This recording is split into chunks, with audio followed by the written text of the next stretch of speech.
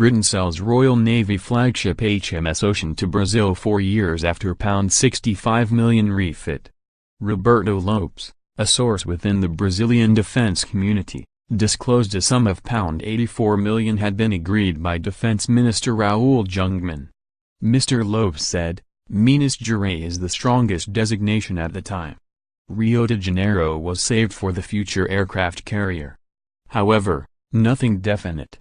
Only with the execution of the acquisition is that defined." The UK Defence Journal also reported that Brazil has already submitted a payment plan for the ship and are optimistic about closing the deal.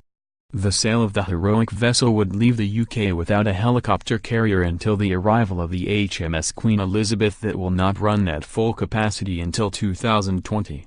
A Minister of Defense spokesperson insisted that no final agreement had been reached with the South American nation. They declared, "Discussions with Brazil over the long-planned sale of HMS Ocean are at an advanced stage, but no final decisions have been made.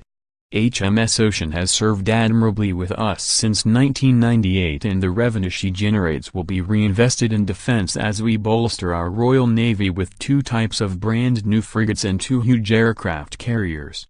Shadow Secretary of State for Defense Nia Griffiths skewered the government for the move, if it comes to fruition. She tweeted, "Hugely disappointing if this turns out to be true. HMS Ocean undergoes a refit, then sold for just £84 million.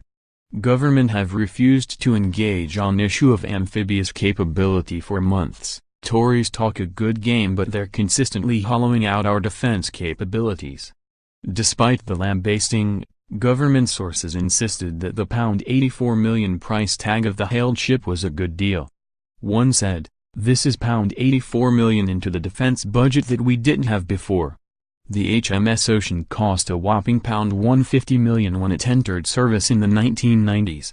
The illustrious vessel received a £65 million refit in 2014, only £15 million short of the reported selling price.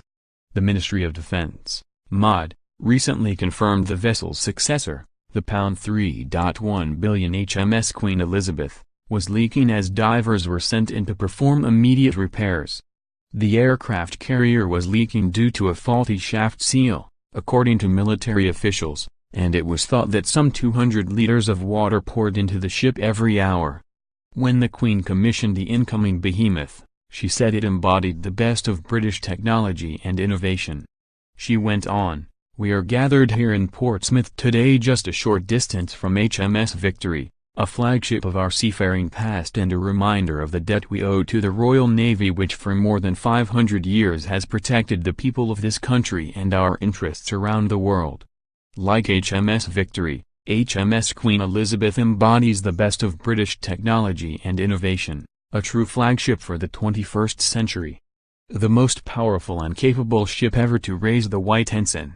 She will in the years and decades ahead represent the country's resolve on the global stage."